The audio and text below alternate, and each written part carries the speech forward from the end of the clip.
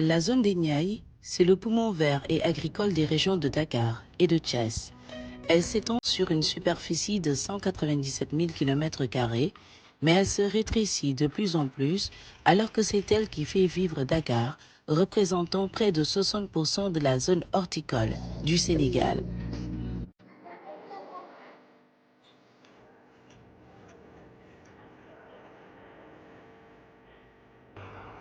Aujourd'hui, elle subit une forte pression sur les ressources naturelles, notamment les terres agricoles. En plus des impacts liés au phénomène du changement climatique et l'urbanisation, la situation catastrophique des Niayes est exacerbée par l'extraction minière avec la présence d'industries telles que les industries chimiques du Sénégal, le parc éolien de Taïbenjaï ou encore les cimenteries Dangote et la cimenterie d'Afrique.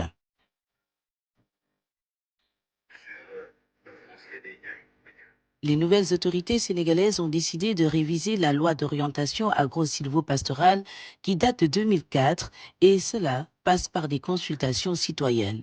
Une démarche à saluer de l'avis de Amadou Kanouté, directeur exécutif de la CICODEV, l'Institut panafricain pour la citoyenneté, les consommateurs et le développement. Une loi quand même qui date d'à peu près 20 ans. Il est bon qu'on la révise, qu'on la revisite et qu'on voit si elle répond encore aux attentes et aux préoccupations des agro-silvopasteurs. Et c'est le cas ici, on se retrouve à Diender, une zone qui fait partie des Niayes, où il y a une population active, très élevée dans l'horticulture. L'importance de cette zone, c'est de dire tout simplement que la zone des Niayes représente 1% du territoire national. Mais cette même superficie de 1% est source de la production horticole de 60% de ce pays. Donc il est important, quand on doit réviser la loi d'orientation agro-silvopastorale, qu'on vienne s'enquérir auprès de ces populations-là, auprès de ces citoyens, de leurs préoccupations. Leurs préoccupations, on les entend. Elles sont de divers ordres. C'est d'abord le fait qu'il faut préserver ce 1%. C'est une zone qui est source de conflits fonciers extraordinaires. Il nous faut, en allant vers la loi d'orientation agro-silvopastorale, nous assurer que cette vocation soit préservée. Surtout à un moment où le pays choisit d'aller vers la souveraineté alimentaire. C'est en ce sens que Indapronat, en collaboration avec la Fédération des agro-pasteurs de Diender, a organisé le mercredi 23 octobre à Bayard une journée de mobilisation sociale qui a réuni plusieurs acteurs composés principalement d'agriculteurs, d'éleveurs, de pêcheurs. Cette journée de mobilisation avait pour but d'alerter le gouvernement sur les menaces liées à l'occupation des périmètres maraîchers, pastoraux et halieutiques dont dispose la zone des Niayes. Et cette rencontre, c'est dans le cadre d'une réflexion autour du projet agro-silvopastoral en révision, mais aussi faire aussi un plaidoyer dans le cadre du foncier des Niayes, qui est actuellement menacé par l'urbanisation, menacé par l'extraction des mines, mais menacé encore par la VDN 3. Donc, cette zone des Niayes, ou bien cette superficie de la zone des Niayes, qui de fur et à mesure continue à se rétrécir, c'est pour alerter les autorités sur les menaces liées à tout ce phénomène qui va vers l'occupation des périmètres maraîchers ou des périmètres de production maraîchère que dispose la zone des Niayes. Ibou Gueye est paysan, conseiller municipal à la mairie de Diender depuis 2009 et dirige le collectif des impactés de l'autoroute Dakar-Tivaouane-Saint-Louis qui doit être construite à travers le prolongement de la VDN 3, sauf qu'elle traverse toute la zone maraîchère des Niayes. Il nous explique comment les travaux de construction de cette autoroute affectent les terres agricoles et leurs propriétaires. Certains pensent que les seuls impactés, ce sont les agriculteurs ou les propriétaires de terrain, mais ce n'est pas le cas. Je peux vous garantir que ceux qui sont indirectement impactés par les travaux sont plus nombreux et souffrent davantage. Je pense aux travailleurs journaliers, je pense aux charretiers qui aident dans le transport de marchandises. Et puis, il y a aussi les saisonniers qui viennent du Saloum ou du Bawol et qui trouvaient leur compte dans la zone des Niayes. La question des indemnisations est un autre problème qu'il faut régler en urgence. Cela va permettre à ceux qui sont installés sur le tracé de l'autoroute d'acheter d'autres terres et de continuer leurs activités agro-silvo-pastorales. Parce qu'en réalité, ils ne connaissent que ça. Ils n'ont que ces activités pour faire vivre leur famille. Et ce n'est qu'un parmi les nombreux projets de l'État du Sénégal dans cette zone des Niayes. Les zones économiques spéciales et les agropoles du Lac Rose, tous ces projets ont un impact direct à court, moyen et long terme sur le quotidien des populations et sur l'ensemble de leurs activités socio-professionnelles.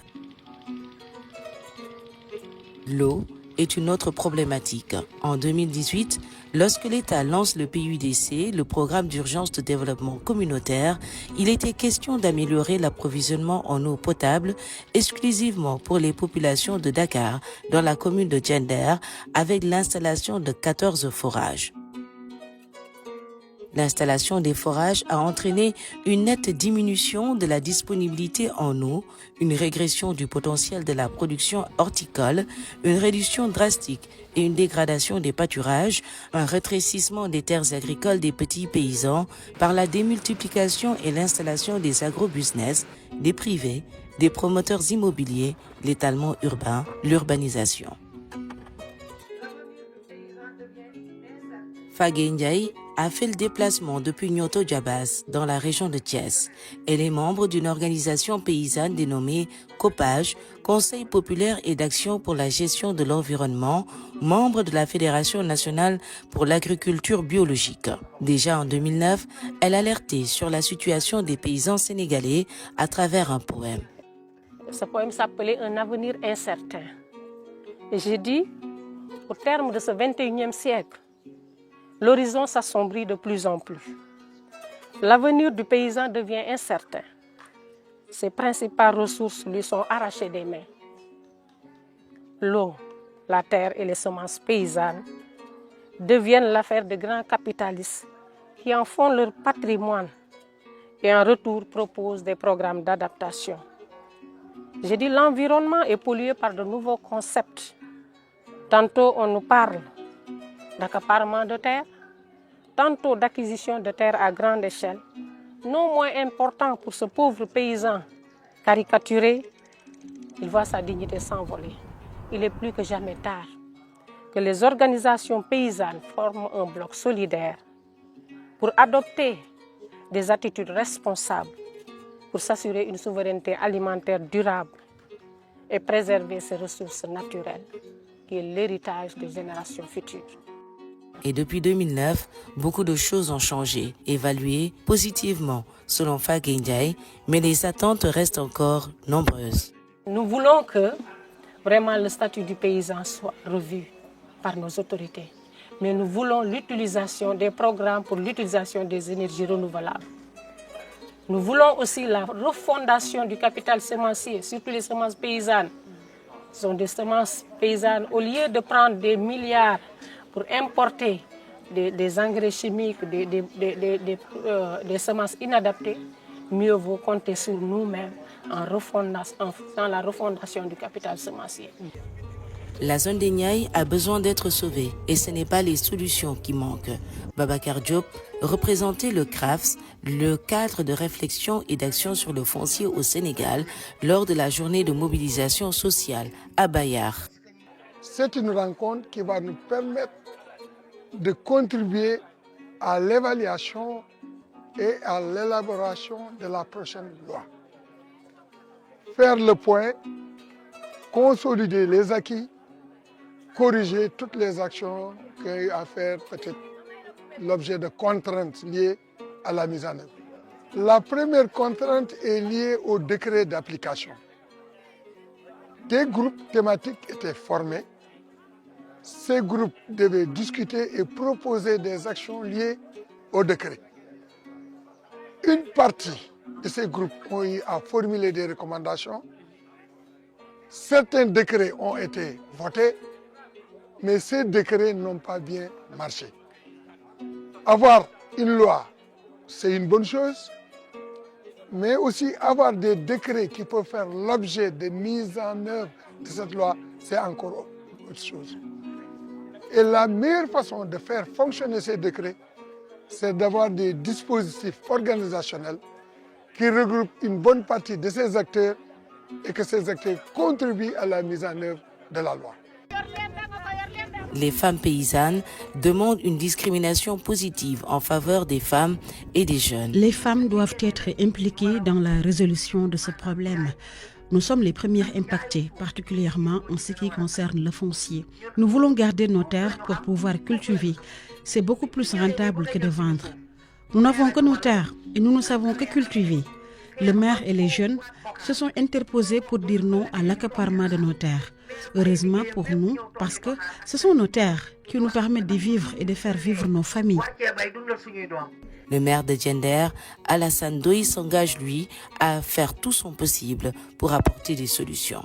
Le foncier est la seule richesse du pauvre. Nous les maires, notre responsabilité est pleinement engagée parce que nous n'avons pas réussi à valoriser la plupart des terres. Je créerai des audiences foraines. De ce fait, les papiers seront gratuits pour tous ceux qui en ont besoin. Mais il faut que l'État nous dise également quel type de documents il faut délivrer. Ainsi, le jour où l'État aura besoin des terres, il peut discuter directement avec son propriétaire.